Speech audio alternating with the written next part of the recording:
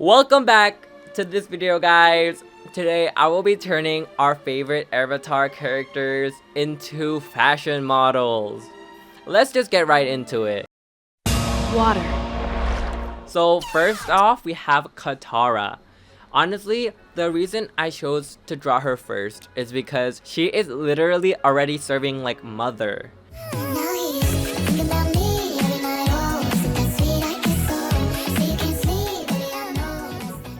If you know what I mean.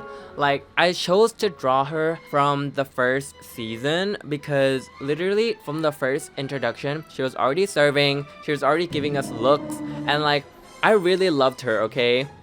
You are the most sexist, immature, nut-brained... I'm embarrassed to be related to you! I can easily say that she is my favorite character in all of Avatar: The Last Airbender. Honestly, when I first saw her, I think that was like one of the first times I've ever seen like darker skinned characters being represented in like anime and like in media. I watched like some anime before, right? But then like they were all East Asian. So as like someone from Thailand, you know, from Southeast Asia, like I was really happy to see that, oh my god, like brown skin and like darker skinned girls and tan skinned girls were represented. Honestly, I really loved how powerful she was as well. Like, come on, like we love a woman who has agency, who like, you know, has a goal and gets what she wants in her story. I really love the fact that she was like a masterful bender. Like, come on, like how many stories do we see where girls are like always being saved, or like, you know, especially in those fuck ass manhwas, okay? Like, come on, don't piss me off. Anyways, I really loved her. I really love strong girls, and that's why I drew her, because she was already serving cunt as a model. I'm sorry, but she was. Like, I could totally envision her being like one of those runway models who sell out their shows and like always on the cover of a magazine. One thing I wanted to do with her was to add in her like bending, you know? Imagine how sick that would be if like models could bend like water or fire or like earth. Like, come on, that's such a cool concept. I feel like that should definitely be on like a runway or something. So yeah, I wanted to draw her water bending. That's why, you know, I had to draw a hand. Honestly, hands are like the worst part of any drawing. Like, fuck. Like, I hate drawing hands. That's why I had to draw like with a reference. And that's why it looks so different. For her face, I just like free-handed it everything. Like, honestly, faces are easy and simple, and if they're a bit wonky, you could just liquefy it. The more you liquefy a hand, the more wonky it becomes. So that's why I had to use a reference, which was, you know, my hand. And obviously that's why it looks more wrinkly and like ugly. Okay, I'm sorry, my hands are not that pretty. Whatever the fuck, okay, don't judge me, guys. Anyways, that was really cool. So now I'm just rendering everything. I merged everything, like all my sketch and my base colors, into one layer. I hate working with many layers, so I'm just using 3, okay? First layer for my sketch, second layer like underneath the sketch for the base colors, and now one layer on top of everything for like the rendering, adding the clothing like details, and also like a bit of the highlight, a bit of the shadows, etc. Anyways, the hand is really fucking with me here. Like, honestly, my hands are so knobby and like they look so old and wrinkly, and like I really had to fix it. Oh, I'm drawing water now. Water is actually like one of the best things to draw in my opinion. It's so fun. I studied like Yanayama Mai for a while, and that really helped me like understand how to render water, or at least like one stylistic way to draw water. I could do like a whole tutorial on this, but that would just be me yapping for an hour, and I don't think that would be very interesting. Yeah, so I'm just adding water droplets. Honestly, like this is like the most fun part in my opinion of drawing, like just adding like more details and like the rendering part. And now I'm following a tutorial from YouTube Shorts. I'm sorry, okay, I don't watch YouTube Shorts that much. It's only like when they come on my timeline that I'm like, oh my god, this is really interesting. So yeah, there's this tutorial on YouTube Shorts where people like add a multiply layer and then they erase it to add highlights, and then finally they add like an overlay layer to add in that color and like subsurface scattering back in. So that's basically what I followed. I also wanted to add like water reflections to her face and her clothes, just because like I feel like it added more interest, added more details. But honestly, like these details don't really matter in the big scheme of things. Like they don't really impact the illustration that much. What did impact it a lot was adding text. I think this really made the illustration look like that Vogue cover and really made her look like a model that could, walk the runway and sell out your magazine. Anyone willing to purchase this Katara magazine? Let me know. Anyways, let's move on because she is not the only stunning girl in this group.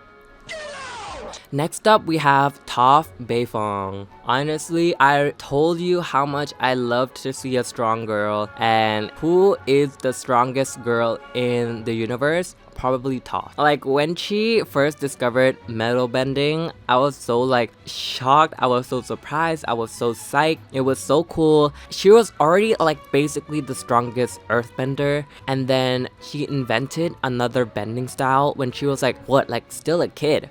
I was like, oh my god, she was genuinely so cool. I really struggled to draw her face. Honestly, you should probably skip this part right now because it looks so ugly.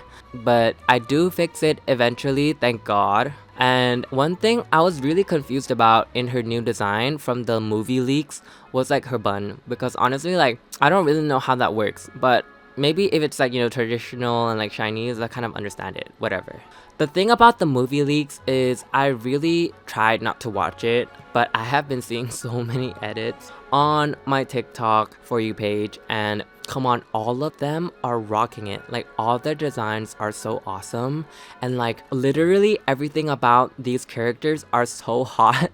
Girl, they're literally so hot. I don't know what to tell you, come on. And I really loved adding her muscle and definition because that was so fun to draw. For this illustration, I wanted to add more of that designer look because it worked really well with Katara. So I added this white angular kind of screen, I guess partition for the text. And I also wanted to render in more of a painterly style with more texture.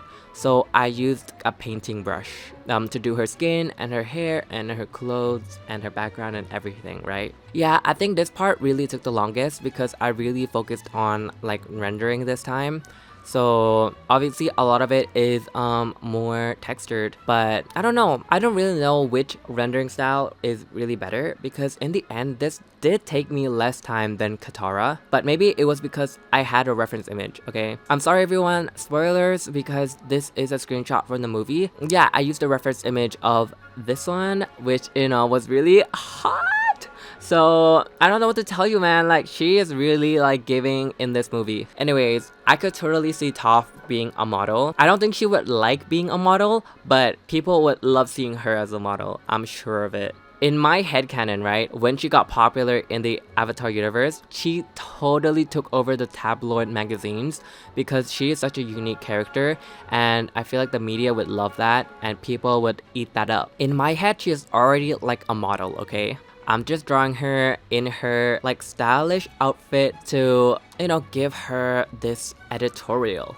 Anyways, I really like her green outfit as well, and I really liked how this illustration turned out.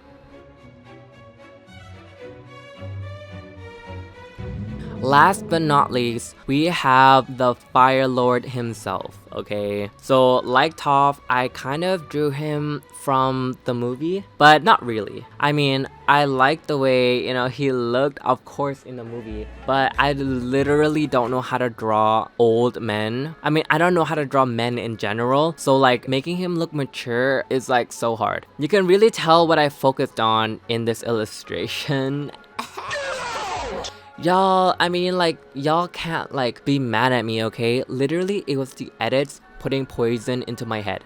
Come on, we all agree that they made him look extra giving, okay? Extra plentiful for the movie, and we're not mad. Honestly, I'm not mad. I'm so not mad. But yeah, I really struggled with his face. As I said, I don't usually draw men, especially older men. So I was thinking, what if I made him in his mid, maybe 20, 22 to 24, adult-ish, but not as mature as some of the scenes we see him in. that was that, but I really truly did struggle with the face, and that doesn't really go away until like the very end. I'm so sorry about that. I'm so sorry you guys have to sit through this torture. Something about his face here literally looks like Jake Sully from Avatar. I don't know why. Like, I was rendering this illustration so much to the point where like I don't even know what are gradients anymore. Like, what the fuck was going on in my life? Yeah, I was crashing out and I was giving up on life. Anyways, here I finally added the colors. I really wanted to go with this like emo, red, black, and white color scheme, and that's why I started this illustration in grayscale, because I really needed to focus on the proportions. Eventually, I just used the color mode to color his skin and his scars in and everything. And right now, I'm starting to fix the proportions. Okay, now I literally did the trick again with the multiply layer and the highlights and the overlay. It really does make your drawings pop so much, and it's such an easy way to add like some overarching, like really big lighting, okay? Not the details, but like the really big lighting, which is really important. And right now, he literally looks like that Sasuke image. Oh my god, what the fuck? Anyways, yeah, I'm just starting to fix everything, all the details, all the proportions. Honestly, this was hell. I'm so sorry. Okay, finally, I'm adding his bun back. I don't know what happened to his bun. I think I might have accidentally erased it, but I'm adding it back with his, hairpiece to show that, he is Fire Lord at this moment. I'm also fixing his jawline and his face. Honestly, I am never gonna be done with the face. Okay, now I'm finally fixing up the face and all the proportions, and I'm so done with this at this moment, but I'm finally like kind of happy with it. So I guess this marks the end of my illustrations. Wow, that was really a journey, wasn't it? One thing I learned from doing all these drawings is that adding text to your drawings and paintings actually makes it look so much more professional.